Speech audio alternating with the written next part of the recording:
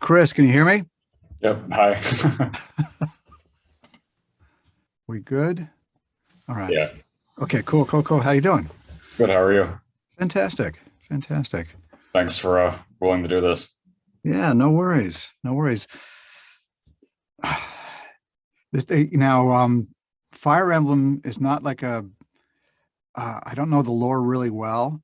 Okay. It's been a while, so if you get into the minutia, I'm gonna look like I don't know what I'm talking about, which is true because I won't know what I'm talking about. Okay. Well, I wasn't going to only focus on that. I can talk about other things as Oh, well. cool, cool, cool, cool. Yeah. So the first thing I can ask is, do you remember how you got into SAG? Yeah, yeah. I was I think 15 at the time, and I did a commercial for a a, a pet food product called Gainsburgers with cheese. It was an on-camera commercial. Yeah, that's how I got into SAG. Was that around the same time as Emergency? You looked at my bio. Yeah, it was roughly about the same time because I started when I was 15, 16 years old. And yeah, then I that was my first job. I started doing commercials, on-camera commercials first, and I was pretty lucky right away. I mean, that commercial that I did was the first audition I ever went on. Then I booked the third audition I went on, and the fifth audition I went on. So I was off to the races. And yeah, Emergency, I think was, God, goodness, 1972 or three. So yeah, it was quite a while ago. That and actually, it was interesting working on Emergency. I think my character's name was the hamburger eating teen, Yeah. and the uh, the bit was that the two emergency guys get called to this hamburger stand because they get a report that there's a guy that's sick who was in a hamburger eating contest, and of course they show up, and the guy that's sick is this huge, like football player type guy that's writhing in pain, and they're treating him. And they said, well, at least he won. And then I step in and said, no, I won. I ate 20 of them, and I was just this rail thin guy. Yeah. So, but it was interesting because it kind of burst my bubble a little bit on Hollywood. It was the first TV show that I did, and I memorized my lines. I was all excited. It did it was Universal Studios, was a Universal show, and at that time they actually still had contract players. This was a holdover from the 40s and 50s where they would put actors under contract and then they would plug them into different movies or different shows. So they had a few of those left, but they had a fleet of these limousines, these Cadillac limousines, and they weren't really great limos, but part of the deal was if you were going to be working on set off the studio lot, they'd have to put you in a limo. I guess that was part of the agreement they had with SAG.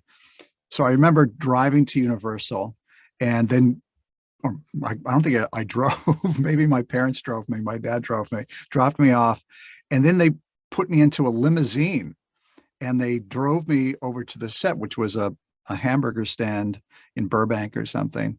And I was all excited. There were all these other people my age, teenagers that were there uh, for the show, and the stars arrived. It was Randy Mantooth, and I can't remember the other fellow's name.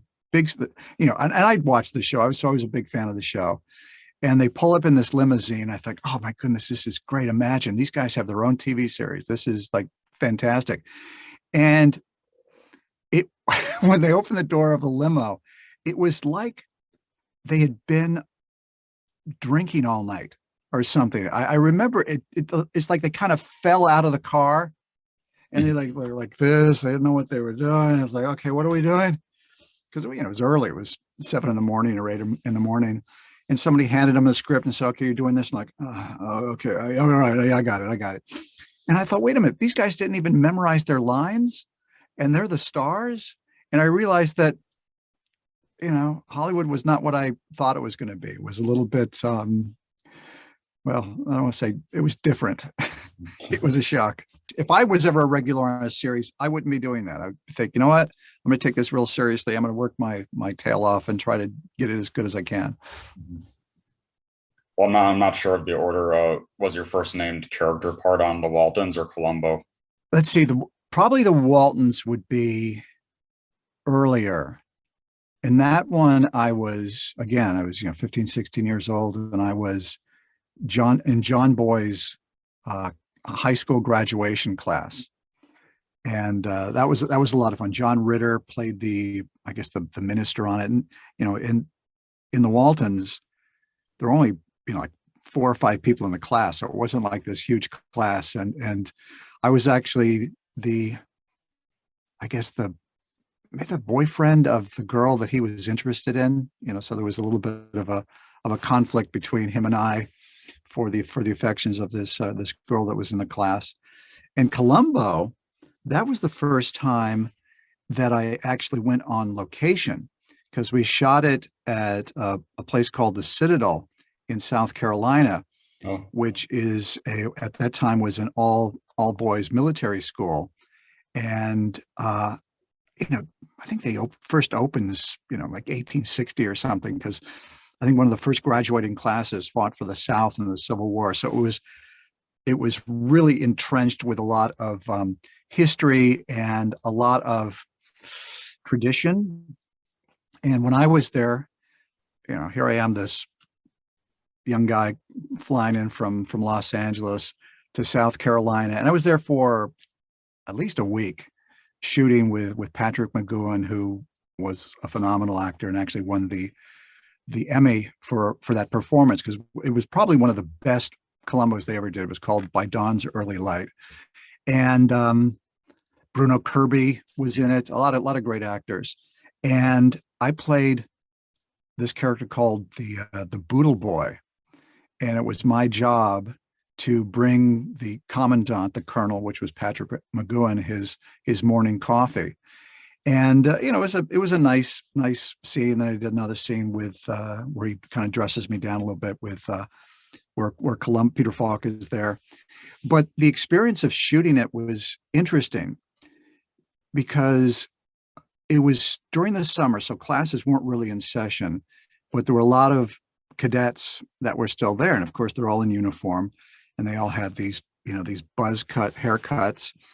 And here I was, this Hollywood actor that came in, and I was wearing the same uniform as them, but it was a first-year student's uniform. And apparently, if you're a first-year student, your hair is supposed to be the shortest of all. In mine, because it was Hollywood, they let it be a little bit longer. And also the colonel, the commandant, and this guy was a real colonel, was the technical advisor.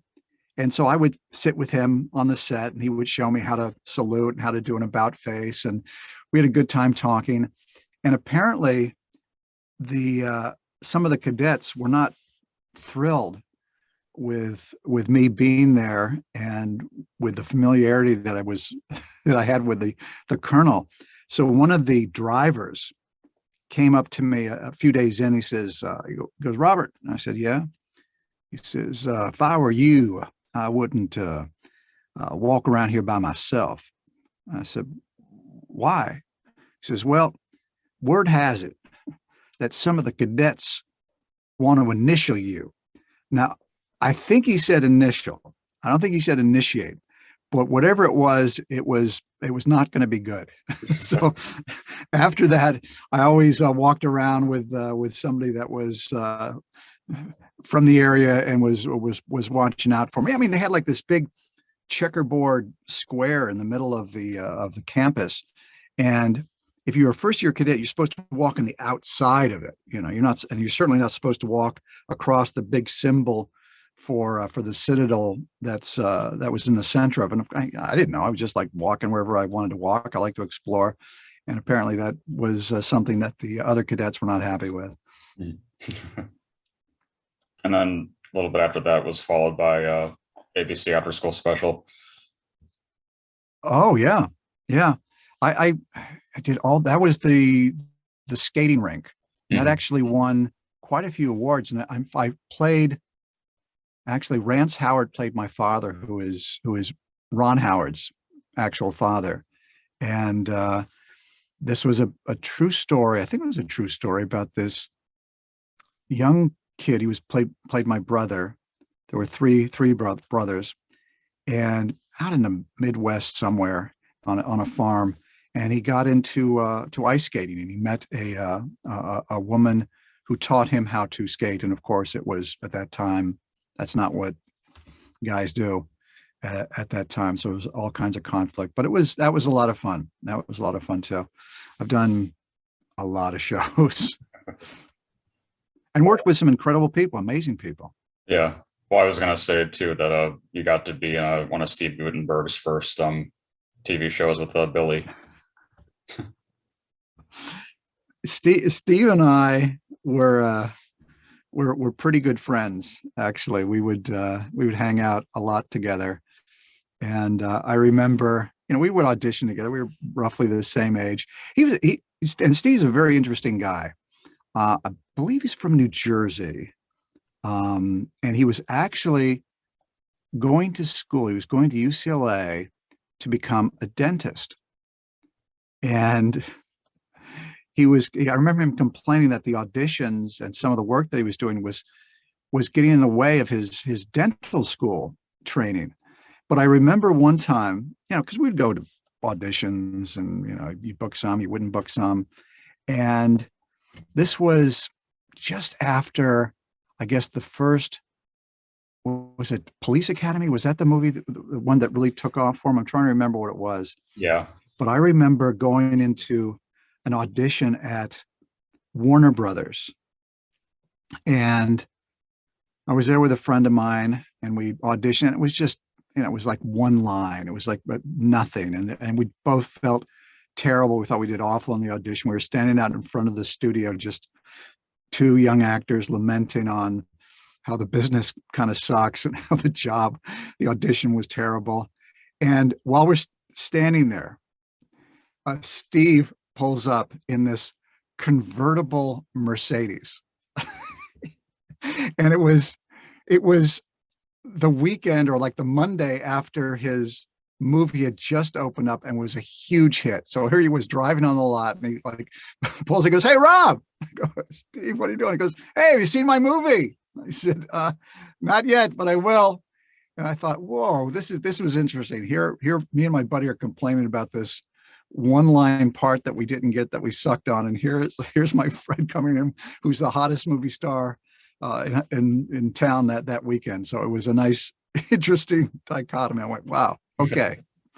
Yeah. But Steve's a great guy. Yeah, and I worked with him on that show, Billy, which was based on Billy Liar, and he's terrific. Steve is great, and a super nice guy. That's part of why he was so successful, is he's nice to work with. He's really good, and he doesn't have an attitude. Mhm. And then you actually got to be part of one of my favorite TV movies back then, the Dorothy Stratton, Jamie Lee Curtis movie. Yeah, that was pretty intense. Jamie Lee Curtis, and I played her first boyfriend. We worked at the again, some burger joint or something, and yeah, that was an interesting film to work on. Yeah, in fact, I'm good friends with Nick Guest, who is Christopher Guest's brother, who Oh, is married to Jamie Lee. And yeah, she was terrific in that movie. Really good. It's crazy. Some of the stuff I forget, but Dynasty I remember. Yeah, I remember the Colbys. I worked on Baba Black Sheep, and oh my goodness, it just goes on and on. Yeah. I like this trip down memory lane, because I haven't thought about some of these shows in quite a while. yeah. And it's interesting, like MASH was on MASH. I still get residuals from these shows, and these are shows that I did, was it 50 years ago or something, however long it is. long time ago. And they hold up. They're still really good. What stands out by Dennis Weaver in Stone? That was an interesting role to play. The character didn't say, I don't think I said one word. So it had to be all expression. And it was, I guess, was the guest lead on the show, and it's called Death Run. Mhm. And it was based on, I'm trying to remember what the Joseph Wambaugh's books, and called, I think it was Joseph Wambaugh who wrote about the Stone character. And I was a runner. And so I was always running in the show. And I think it was directed by Harvey Hart. Shoot people. I would kill people. So this was the first time I got to use a firearm on set. And it was interesting. You know, first of all, you're thinking, I've got to run for, I think it took like a week or more to shoot it. And every day I'm running, and I'm not a runner. So I thought, oh my goodness, I've got just a few days to kind of figure this out. So I met with a friend of mine who was a runner. He showed me some, stretching exercises, things to do to kind of, thought, well, if I'm going to be a runner, there might be a scene where I'm stretching or doing something. So I got to look like I know what I'm doing. And I went to the set, and they were figuring out what gun for me to use. And they pulled out this, first of all, I'm thinking, okay, I'm a runner. What kind of gun am I going to carry with me if I'm going to burst into a house and kill a family? It's interesting where you have to go as an actor. It's like, what would be my weapon of choice? And I thought, well, it should be something lightweight, something that, you can hide easily, because, you're running, right? You don't run around with a barbell. And they said, no, we got to give you a 45. So it was this huge gun and heavy.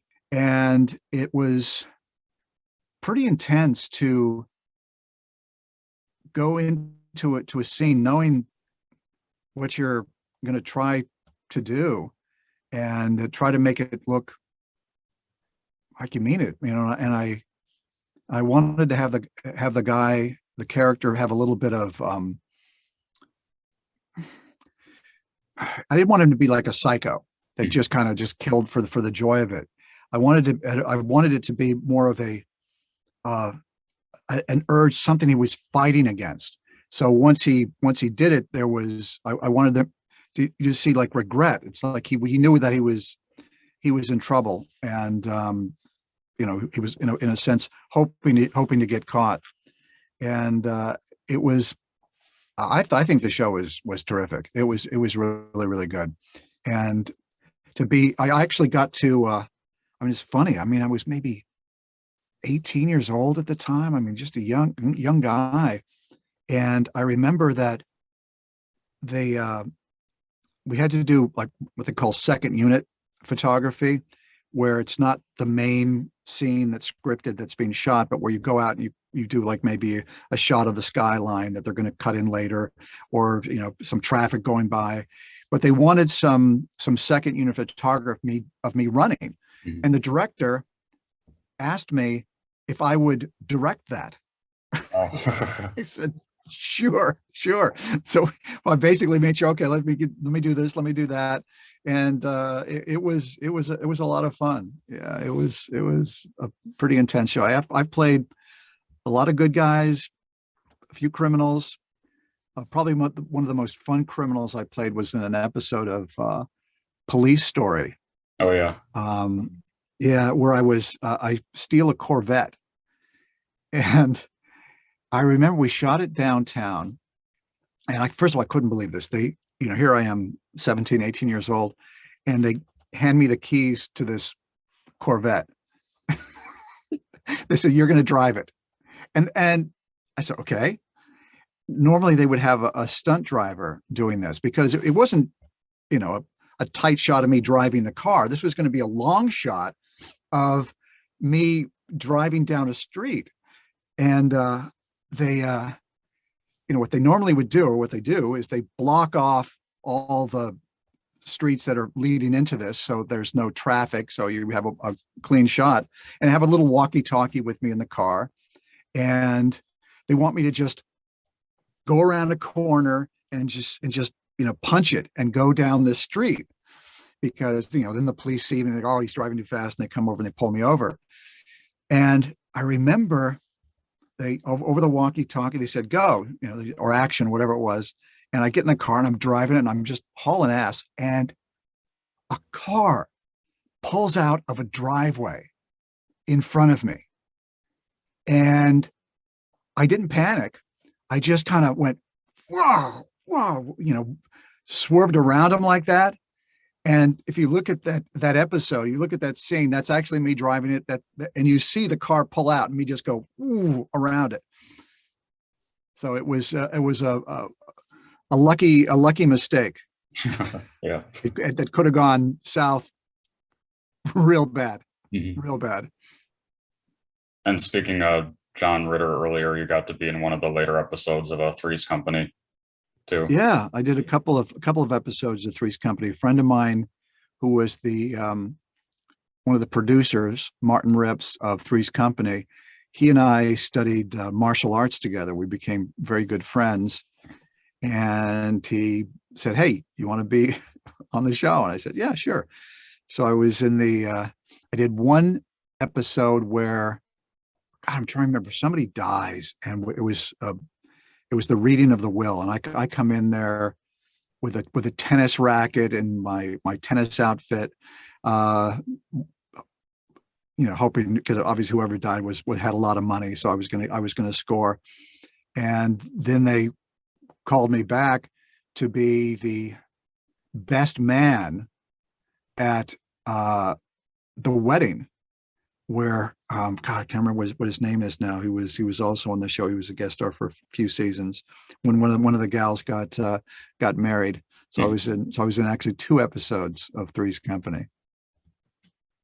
And it might be hard to pick, but was there a case where you got like the most starstruck in terms of who you were working with? Wow, because I've worked with a lot of amazing people. I even did a commercial when I was 16, 17 with Peter Sellers. Oh. And he was dressed as a Scotsman in a kilt, and the hat with a feather and the big mustache and the whole shot. I've worked with Charlton Heston. I've worked with Bradley Cooper, Clint Eastwood. And when you work with Clint, or when you're hired, he doesn't audition you. You don't go into a room and you meet him and then you audition for him and then he selects you. Apparently what I'd heard is that he never enjoyed the audition process as an actor. And so he doesn't feel comfortable, I guess, as a director, picking and choosing actors when he sees them. I can understand that. I mean, you want everybody that walks in, you want to be the right person. And it's hard when you've been on the other side to reject someone, to say, no, you're not going to get the part. It's tough. So what you do is you go in front of the casting director and they videotape you. And then Mr. Eastwood looks at the auditions and selects who he wants to be in the movie. And fortunately, he selected me. So I had not met him yet when I went down on the set to work on the movie. Certainly hadn't met Bradley Cooper yet. And the scene that we shot was just Bradley and I and Clint Eastwood in the room. I mean, and there was the camera operator. That was basically it.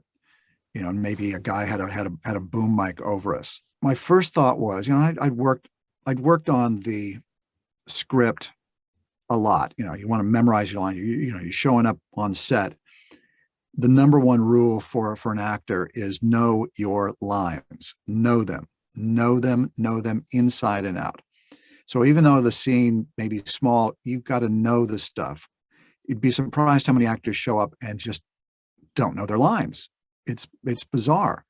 You think that would be acting 101, but a lot of actors don't, or they don't work on it enough. They start to panic, whatever it might be. So I wanted to make sure I was prepared. Well, before we show up on set, literally maybe 20 minutes before I'm supposed to go and do the scene, the writer comes to my trailer and says, Robert, Bradley wants to expand on the scene. And of course, the blood like drained out of my face for a moment. I'm thinking, is he going to hand me like a complete rewrite? Now I've got to memorize some new lines. I'm thinking, oh my goodness. And he says, what Bradley wants to do is he wants to improvise. And to me, that was the answer to a prayer. I said, really? He goes, yeah.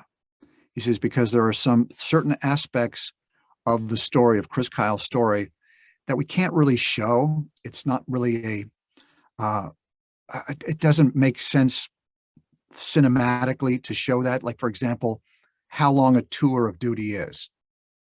How do you show that? So he gave me a punch list of some ideas, some facts that he wanted me to kind of work into the scene. And I thought, oh, this is great. This is going to be fantastic. And because it takes the pressure off when you're improvising, it takes the pressure off. You can't really blow it. You just gotta understand and remember kind of like the punch points and then bring them into the conversation.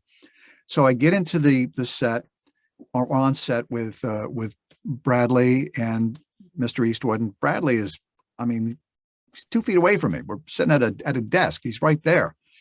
And he's an amazing actor. First of all, I'd read the book about Chris Kyle. I'd heard interviews with him, and I'd seen obviously pictures of him, and Bradley Cooper was him. Mm-hmm. He was speaking with that Texas accent. He bulked himself up, put on a lot of weight, a lot of muscle. And he just, even with, Bradley Cooper's got some pretty intense eyes. It's when you look at Bradley Cooper, you see those blue eyes, it's a shade of blue that you've never seen before. It's amazing. It's very, very hypnotic and it just sees right through you. And Bradley Cooper had disappeared. He wasn't there. I was dealing with Chris Kyle. Chris Kyle was sitting in front of me. And here's Clint Eastwood 5 feet away. And Clint Eastwood doesn't say action. He just says, go. He doesn't say cut. He says, stop. And we started the scene and we didn't really rehearse it. And I was thinking, first of all, I'm playing this therapist. What's the worst thing if you were in a therapy session that you would want to hear from a therapist? Because I wanted to throw him a little bit.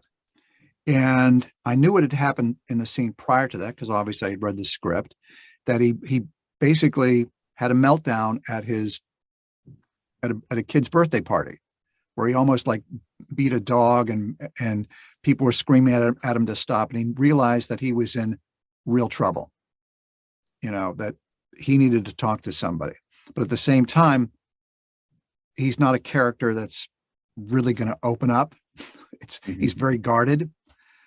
So I came up with a line to start out. And I told him, my first line was, your wife called me. And he didn't expect that, but he's such a great actor. He understood. You could see that you could see the shift in his eyes, in his face, when he realized that as a therapist, he couldn't lie to me, because his wife had already told him what happened. So he couldn't make some excuses. He couldn't pretend. He couldn't whitewash it in any way or dilute it. He had to be honest. And we just ran with it. And that scene is, I would say, 90% improvised. And we never stepped on one another's lines. We just talked and listened. We engaged. So when you goes back to your question about being starstruck, when you've got people that are at that level going in, yeah, you're starstruck. by it. But once the work begins, they're so good that even though it was probably the easiest thing that I'd ever done, because they made it that way. All the pretense, all the hype was gone. It was just he and I having a conversation. I had my intent, he had his intent. As written in the script originally, I'm supposed to give him some prescription for some drugs, and I knew, and they added a scene where I took him in to go see these people that had been wounded in war, and we shot that first.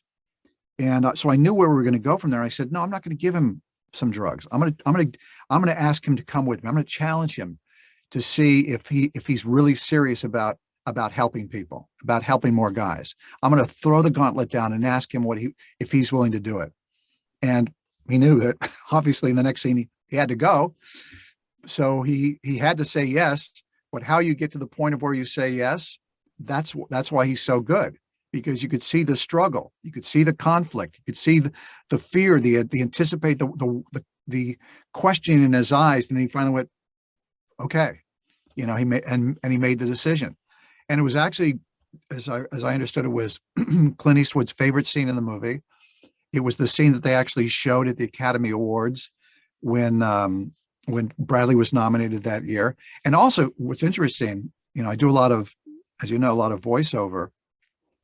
When I did that scene, when I left, I was talking to the writer again. I said, you know what?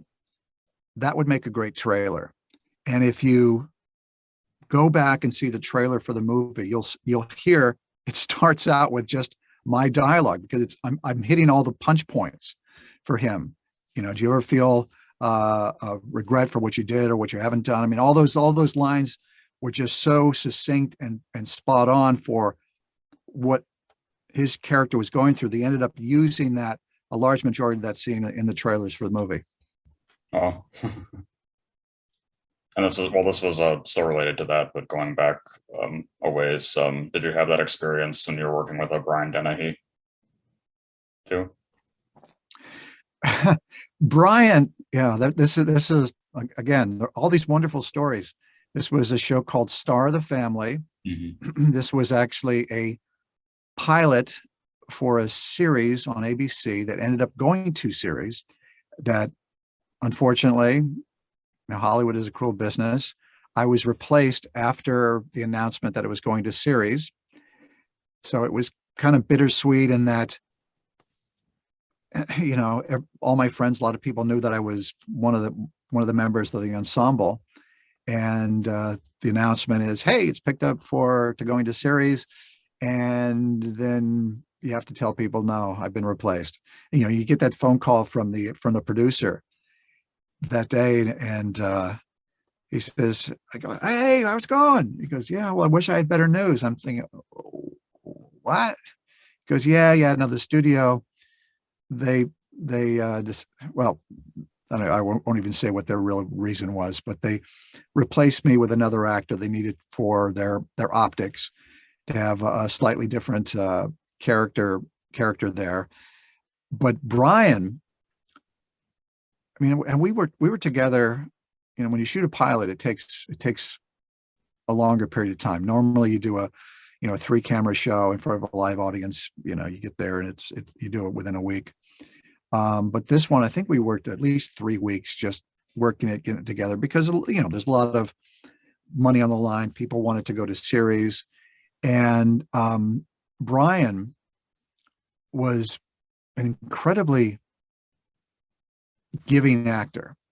I mean, this was I think one of the few times, I think maybe it was the first time he had agreed to do a comedy series, and he was very funny in it.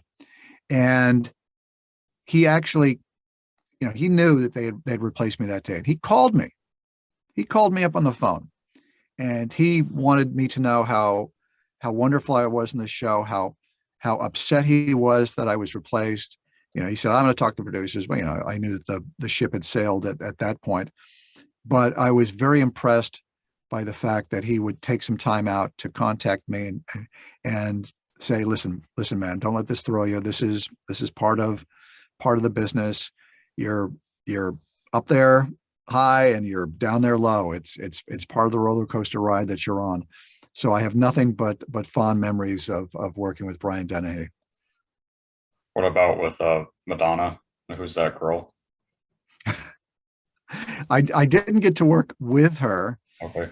but it was it it was, you know, that's again, it was one of those big budget movies where I played a lawyer, um, and it's part of the prenup or something that I can't remember who the heck was the actor was oh Jesus, I'm drawing a blank now.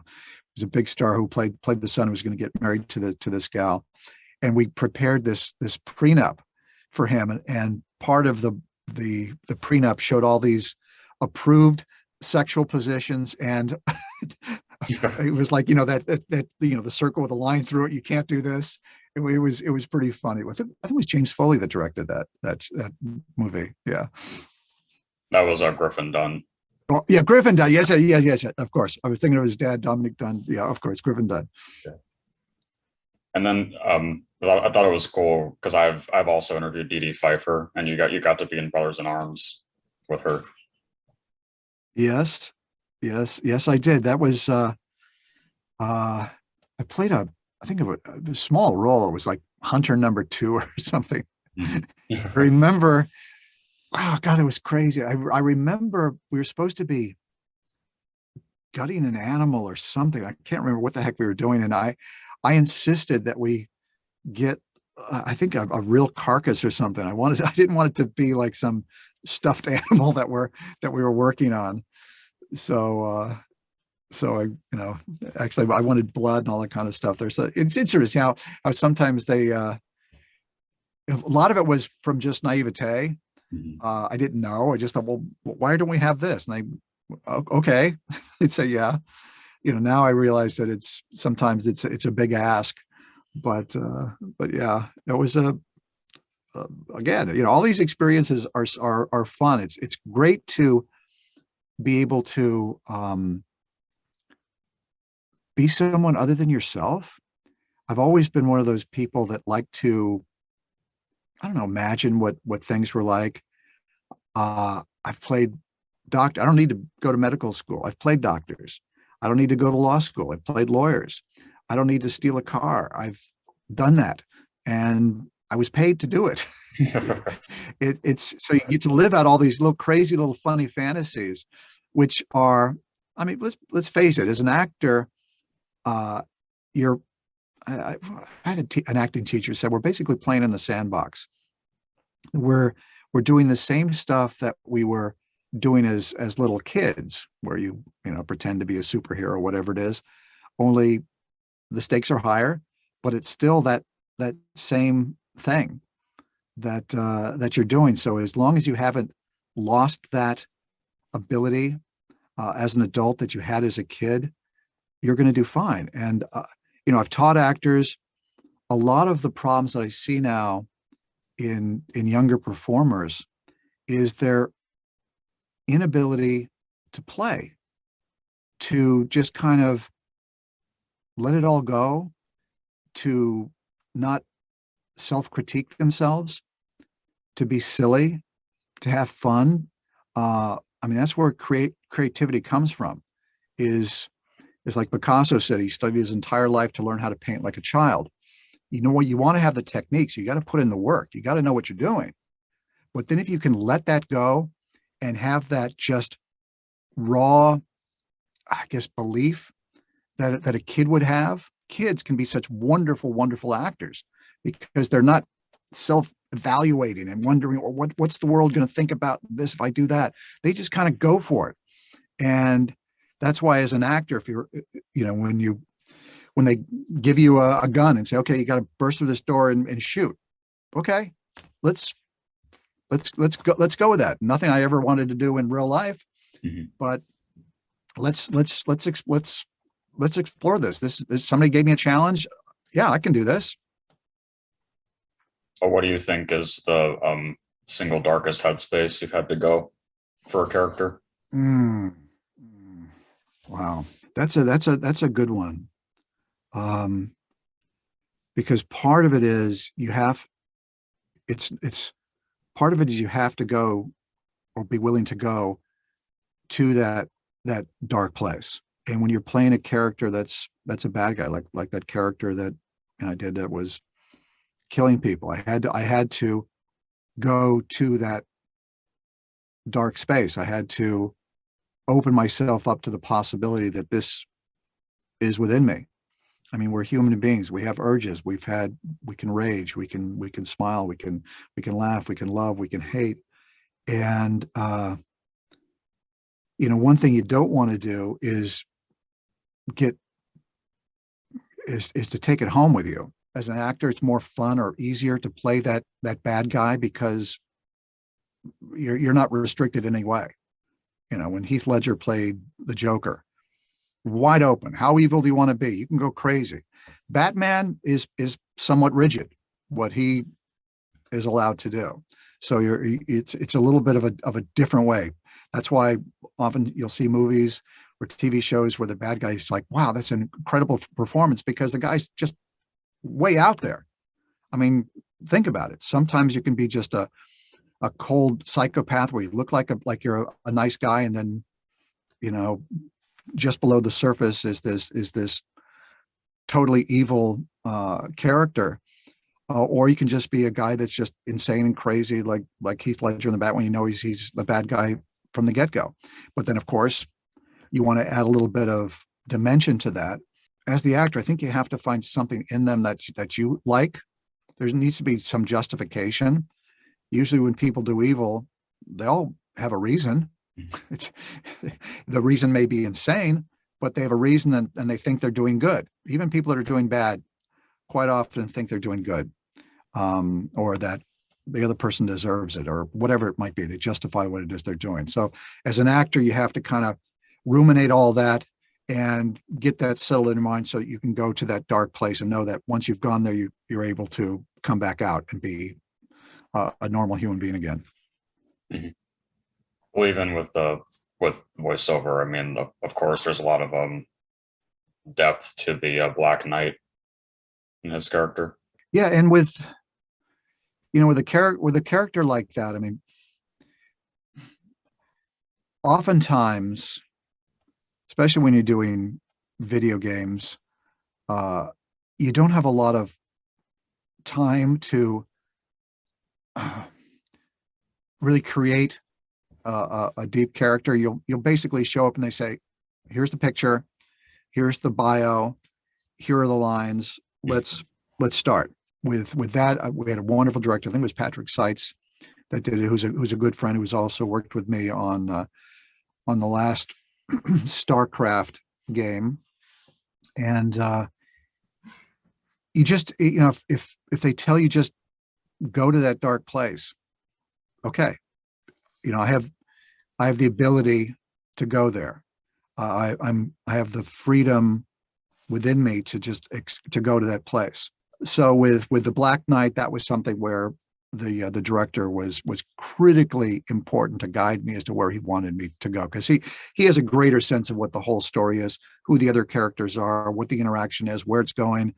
They don't have time to sit with me and go spend an hour and tell me the whole story of the Black Knight. It's no, we've hired you to do this. We know that you're quick. We know that you can make these choices right away, and we can direct you wherever we want you to go. And that's how we get there. Mm-hmm.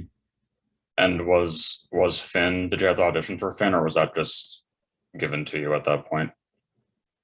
Yeah, I think I did Finn. Might have been, it might have even been the same day. Sometimes they'll throw that and they'll say, oh, we want you to do two characters, and you'll do one, and they say, okay, this is a little switcheroo. This is a little bit about this guy. Can you?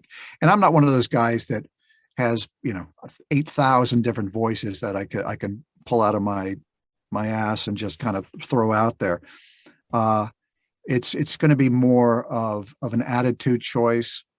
Maybe I can pitch it up a little bit, pitch it down a little bit, throw a little bit of an accent, change the intention a little bit to give you a little bit of a nuanced difference between the two. And that's pretty much what was happening with the Finn character as well. Mm-hmm. Yeah, I'm not even sure if you're aware, but there's a pretty big like general consensus in the fan base that your performances are some of their favorite in the game. Well, you just made my day. Okay. That's really nice. Yeah. Well, I tell you, when I do these things, it's important to me. It's not just a job. It's important to me that the audience, the people that are playing the game or listening, are enjoying, not only enjoying what it is I'm doing, but kind of it's resonating there, that there's a truth to it. So to hear that from you really means a lot to me. Mhm. That really is a motivator for me. So thank you. Yeah. Thank you, everybody. Thank you. And with how long you've been doing ADR for major film and television, is there Mhm. like a number of cool stories with that, or like a single crazy one, or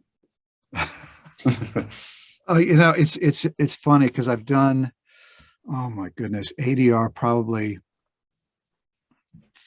600 movies. I mean, a lot of movies. There's a lot of experience. Oh, here's one that just popped in my head was the movie.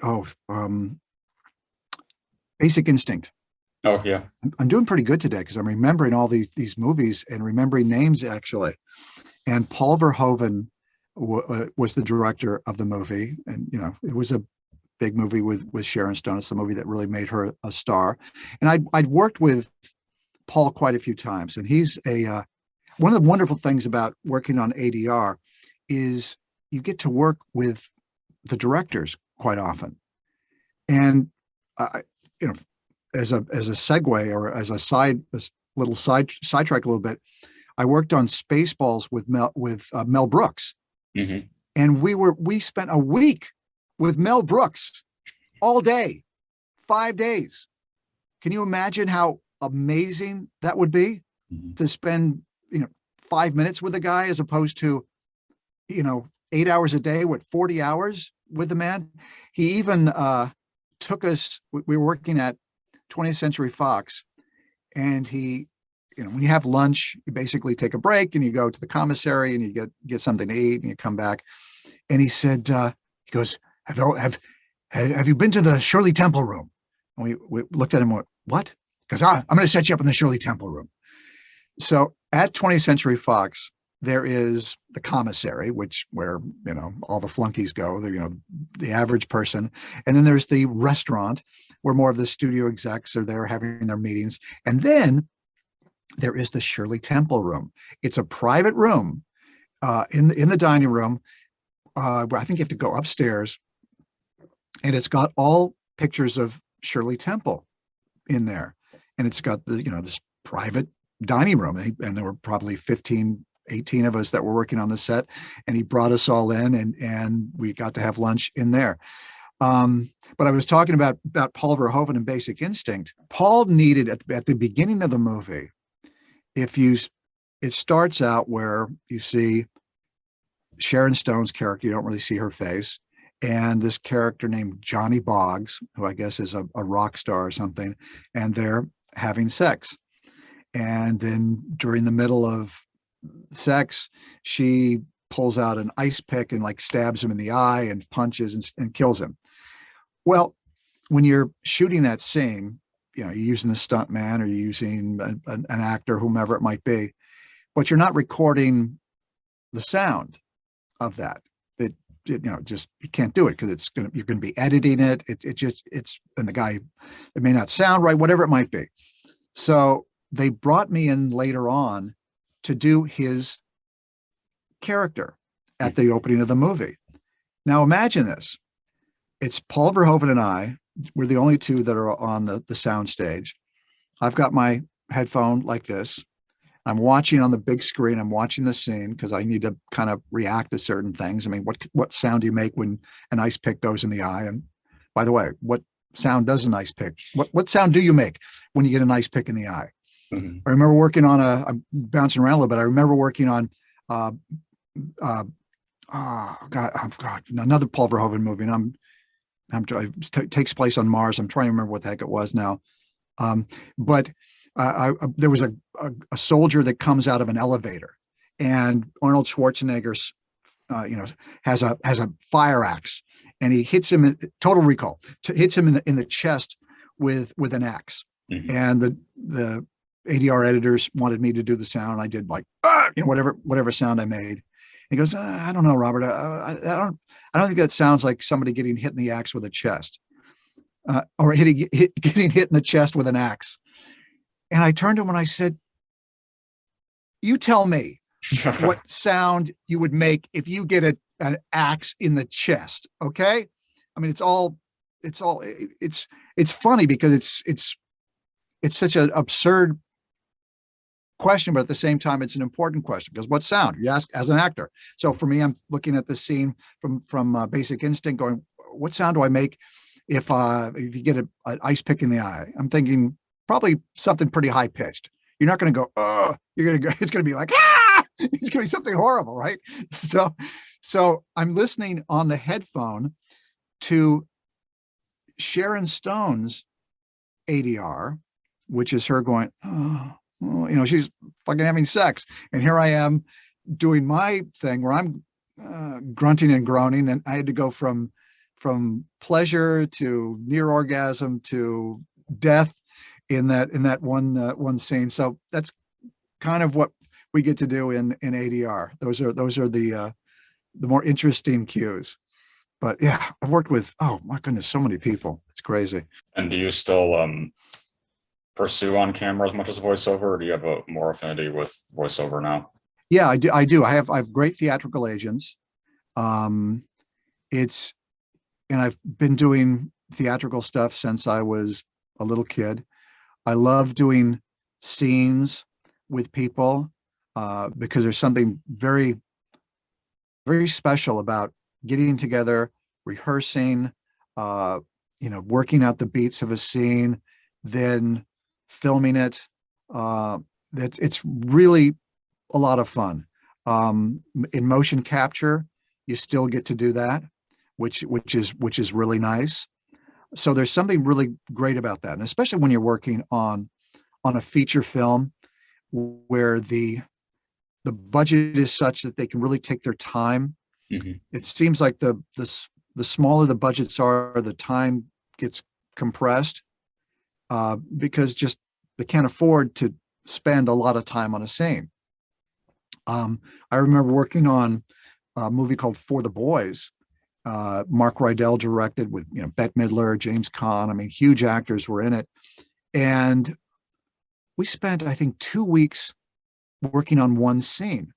Now, it was a complicated scene. There was a lot of stuff that was going on, but still, it was 2 weeks on one scene. Whereas if that was in a TV show, you'd maybe if you spent a day, that would be pretty shocking. So you have to kind of work through it. So with television, you have to you don't have a lot of time to rehearse. You got to be able to go in there with some choices. The director will give you a few little ideas, but then you just got to go for it. And with voiceover, with working on video games, what's wonderful about that is that you get to play roles that you would never be cast in. I mean, people look at me and they think, you're Jim Raynor in StarCraft. There's like this cognitive dissonance where you look at it and go, I don't see it, but it doesn't matter. I mean, I joke and I say, yeah, I'm in much better shape than Jim Raynor is, but you're allowed to, and it was such an incredible character arc meaning it had beginning, middle, and end, a whole experience that you got to do. So with video games, you get a greater opportunity to explore that and to have those kind of roles. And as far as when I go and do my narration, that's a different challenge because I'm now a storyteller. I'm now, and plus it's something that's been going on for 15, 20 years now. So there's consistency to it. And so with all of those different areas of the business, I'm fortunate enough that I get to work in all of them. With COVID, I think that the on-camera stuff obviously took the biggest hit because the amount of production that was out there, the way that you have to audition now is different. You don't get to go in and actually meet people anymore. It's all through videotape, which is great in that you can kind of get your scene down exactly where you want it and submit it. But the negative is you don't get that opportunity to actually interface with somebody. Mhm. And I find that when you go into the room and you can communicate one-on-one, because first of all, everybody that's auditioning is usually pretty good. They can kind of pick anybody, and they'll find somebody that's going to be able to do the role well. But when you're able to make a connection in the room, that may separate you from everybody else. And that's one of the things I felt I was really good at, but I miss. But it's just that things have changed a bit. Mhm. So is there anything else that's upcoming that you're a part of that you can safely talk about? Well, I've got all my shows. Well, good, my gosh, I shouldn't even say. I'm currently on Curse of Oak Island, Ancient Aliens, Beyond Oak Island, a show called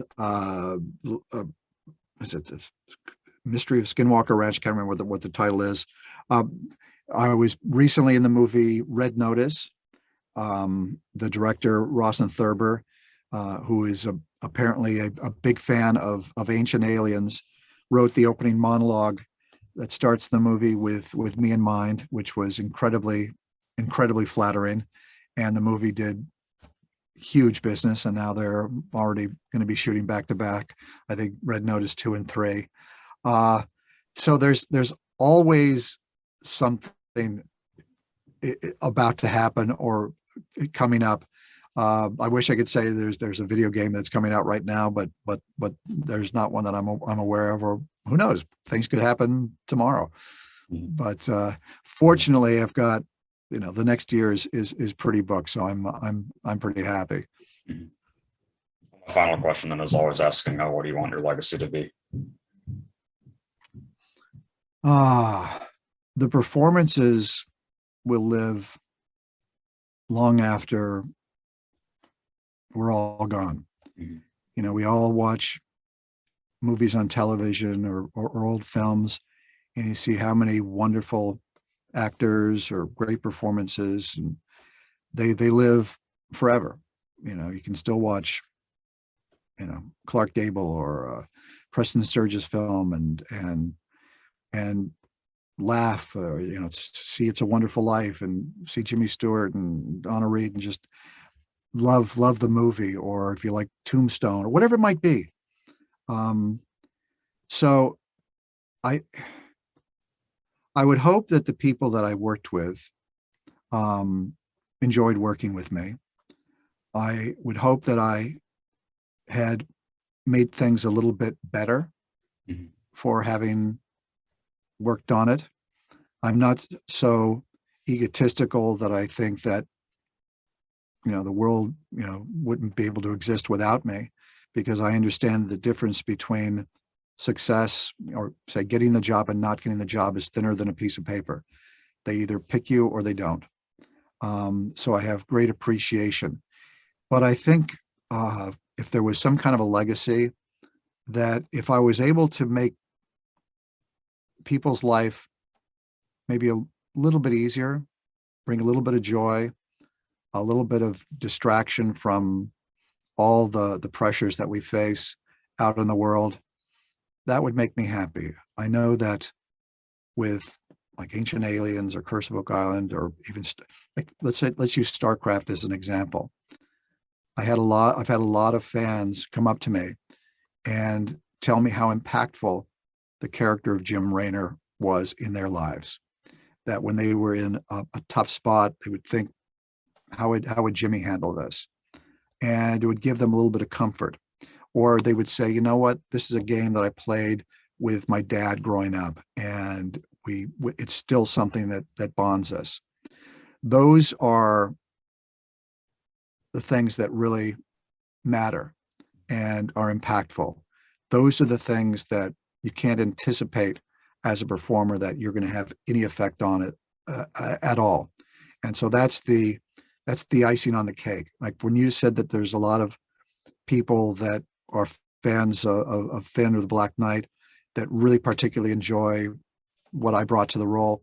That means a lot, because it's those people out there that are watching, playing.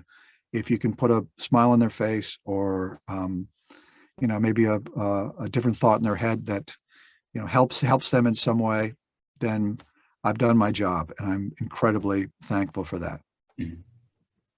Well, thank you. I'm glad that we got to do this. My pleasure. It was just really interesting seeing all those earlier credits. I would not have expected that at all. And that's not even all of them. Mm-hmm. That's not even all of them. It's a lot. I mean, IMDb was not around in 1971, so it's kind of a new phenomenon. Some of the things I've even forgotten, and I would go back and go, oh yeah, there was, and I would have to find it to see if I could add it to it. Like there was, a show called the George Burns Comedy Hour, where I worked with Catherine O'Hara, who was hysterically, and Steve Martin was one of the executive producers, and we went to the I guess a premiere party at Steve Martin's house. Wow. In Beverly Hills at the time. He invited everybody over. I mean, it was amazing. And you go over to his home at that time, and there wasn't that many people, maybe 50 people. And he, first of all, he's an incredible art collector, beautiful museum quality pieces that you just go, oh my goodness. And then to see his banjo in his house. I used to play on stage when he would perform his comedy routines. I worked with Robin Williams. First of all, I knew him from the Comedy Store, and I worked with him a couple of times on, and most recently, I guess last one was 1 Hour Photo. Yeah. And we improvised on stage, he and I. I played and I don't know if you ever saw the movie, but he was nominated for an Oscar for it. He played this guy that worked at a like a photomat type place where, in the old days when people would bring in their film and he would develop it and you'd pick it up in a bag. And he was this really bizarre, quiet character who was also a killer.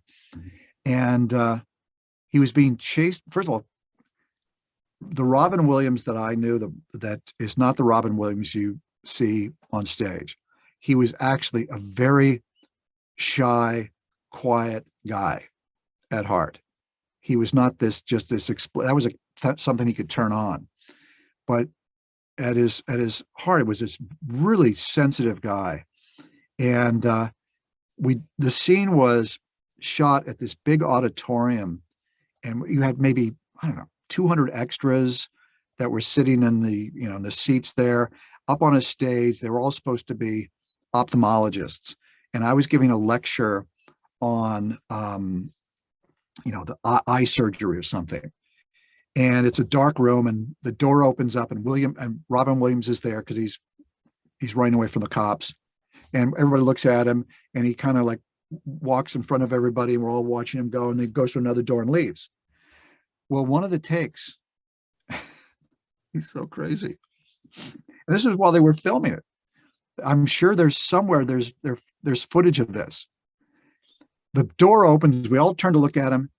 He'd taken off all of his clothes, and he was just in his underwear. And he does the scene. He walks in front of everybody and out the door in his underwear. It was crazy. It was funny as hell. It was like, oh my goodness. And then when they were, I don't know, changing the shot or whatever, he came up on stage, and he and I just kind of riffed a little bit together. He was fun. He was a lot of fun. Phil Hartman was a good buddy of mine who was on Saturday Night Live. Unfortunately, was killed by his wife. But man, he was a good guy. A lot of good guys. But anyway, I could go on and on. Well, this was a pleasure, Chris. And let me know when it's posted. I'll kind of put on my social media as well. Oh, okay, great. Thank you. All right, Chris, you have a good one. Thank you. Bye.